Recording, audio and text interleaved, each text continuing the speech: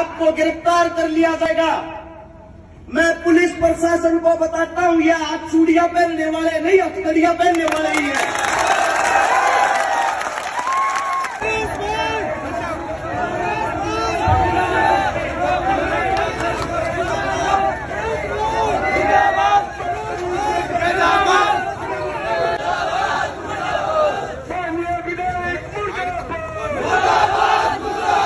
हरे सितारा जिंदाबाद, इनकलाब जिंदाबाद, हरे सितारा जिंदाबाद, समाज सेवी एकता जिंदाबाद। सबसे पहले हरियाणा से आए हरस शिकारा की, जो यहाँ मेरा परिवार बैठा है, अगर मेरी जुबान में बोले आप सभी के चरणों में राम राम, आपकी जुबान में बोले अस्सलाम वालेकुम। अब आप सभी साथियों से एक विनती है, मैं भाषण नहीं देता, मैं हकीकत बताता हूं। उस हकीकत को गौर से सुनना है और सुनने के साथ साथ उस पर अमल करना है।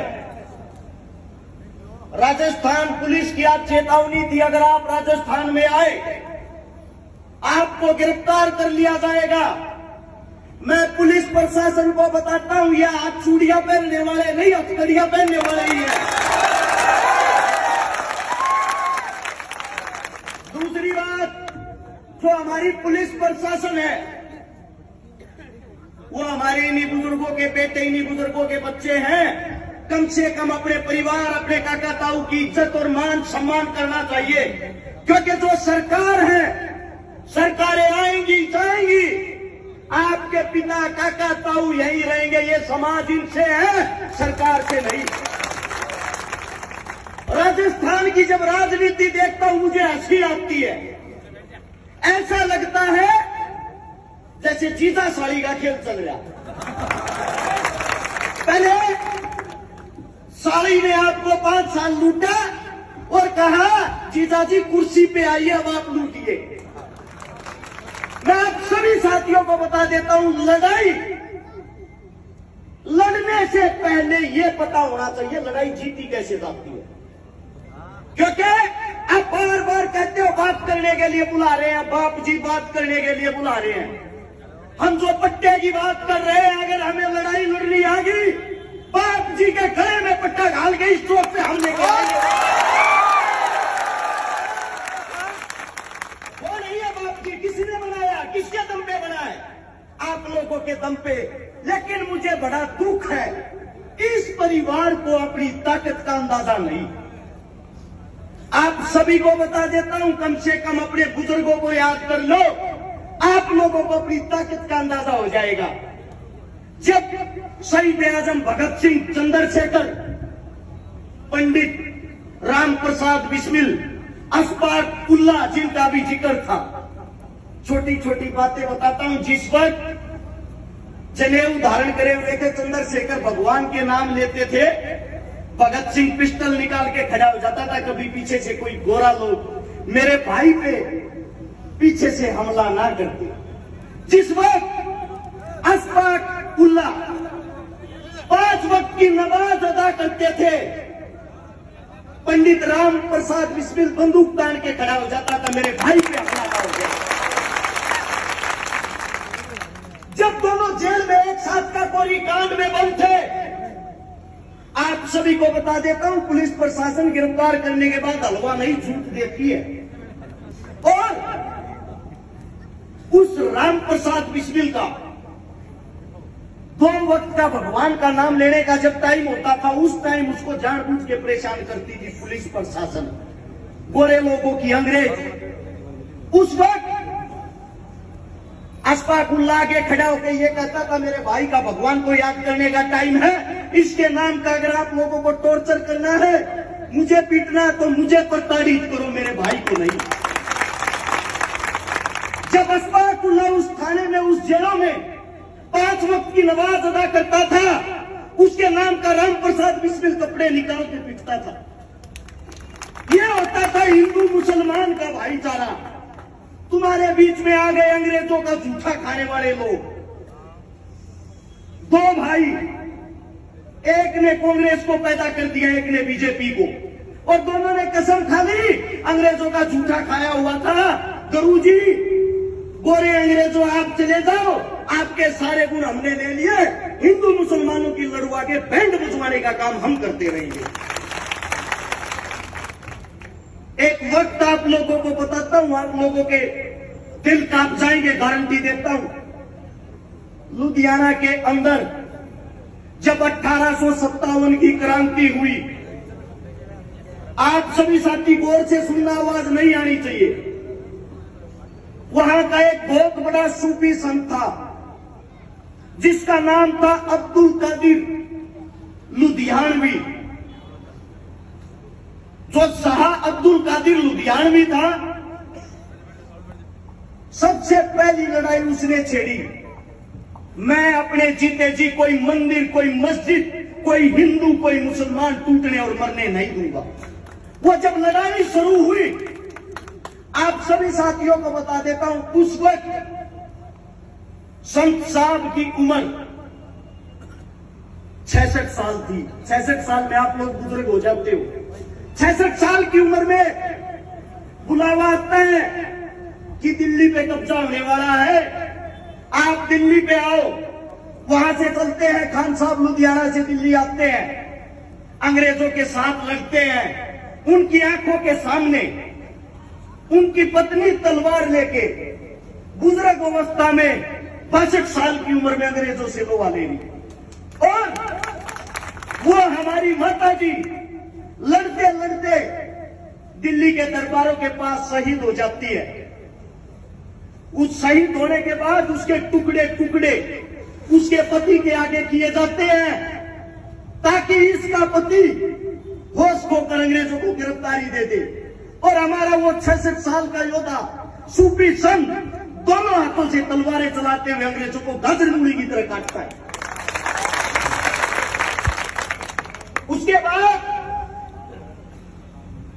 उसके बाद वापिस आके लुधियाना को संभालता, अपनी पत्नी की लाश को नहीं, उसकी पत्नी की जो लाश है उसको ताबूत में ऐसे टुकड़े इकट्ठे करके कहीं से पैर उठाया, कहीं से हाथ उठाया, उसको यही मिट्टी दी जाती है दिल्ली के अंदर फतेहपुर। अगर आप अब भी जाओगे आप लोगों को दिखाई देगी। और यहां से जाकर 1860 में लुधियाना के अंदर हमारे उस सूफी संत का शरीर पूरा हो जाता है। अब तो उन्हीं का एक पड़पोता था हबीबुर रहमान। जब भगत सिंह ने असेंबली में बम फेंका, भगत सिंह के परिवार को, भगत सिंह की मां को, भगत सिंह के भाई को कोई फना देने वाला नहीं था। उसी के वंशज उस हबीबुर रहमान ने कहा, ए भगत, अगर तुझे उंगली भी लगेगी इस खान साहब के जिस्म को छू के लगेगी, ये घर तेरा है, यार है। आज भी भगत सिंह के पड़पोते उस परिवार के साथ जाते हैं, उस परिवार के पास जाते हैं और हाथ जोड़कर कहते हैं, आप वो लोग हो जिन्होंने हमारी वंश वेद को बचा लिया। एक आज की दुनिया है, 2 टके के भाड़े के नेता चंद पैसों में 2-4 करोड़ में टिकट लेके आते हैं, माइक पकड़ा, हिंदू मुसलमान करना शुरू, और आप लोग उनके बहकावे में आ जाते हो। सबसे पहले जो आप लोगों के अंदर ये दूरी बनी हुई है, इसको खत्म कर लो। आपको हराने वाला इस धरती पे कोई नहीं है। और लड़ाई की बात आती है, अब लगभग, अगर मैं यहां देख रहा हूं, लगभग 3000-4000 साथी होंगे। आप सभी साथियों को कहता हूं, अगर एक जवान बच्चे का झगड़ा हो जाए, फोन करके 1 मिनट में 10 साथियों को बुला देता है। और ये तो झगड़ा आप सबका है। मैं आप सबसे कहता हूं, यही बैठे बैठे फोन मिलाओ अपने यारे प्यारे रिश्तेदारों के पास और उनको कहो, आज हमें आपकी जरूरत है। मैं गारंटी देता हूं, अगर आप 10-10 आदमियों को बुलाते हो, 30-40 हजार आदमियों की संख्या यहां सुबह हो जाएगी। और जो आपका बाप जी है, वो खुद पट्टा पहन के रेंगता हुआ यहाँ आएगा। और रही बात डराने की, धमकाने की, मैं गहलोत रोज सरकार को बता देना चाहता हूं, हमारे बुजुर्गों को पहचान लो। इन्होंने आप लोगों की तरह अंग्रेजों का जूठा नहीं खाया। इन्होंने जहां से मिट्टी उठाओगे वहां से इनके बलिदान की खुशबू आएगी। इस मिट्टी के लिए हमने अपना रक्त बहाया है। और जो कहते हैं हरियाणा से आए हर्ष शिकारा को रोक लो, गिरफ्तार कर लो, उनको भी एक बात बता देना चाहता हूं, जब तक मेरे बुजुर्ग आंदोलन करेंगे, जहां इनके पसीने की एक बूंद पड़ेगी वहां हर्ष शिकारा अपना खून बहा देगा। और अगर आप लोगों को पहला फुसला कर कोई बुलाता है, दरबारों में आओ, घर पे आओ, समझौता करेंगे, बातें करेंगे, कोठों में बातें वैसा करती है, मर्द नहीं। अगर बात करनी है छाती से छाती लगाकर हमारे बीच में आकर यहां करो, क्योंकि राजा हम हैं, तुम नहीं।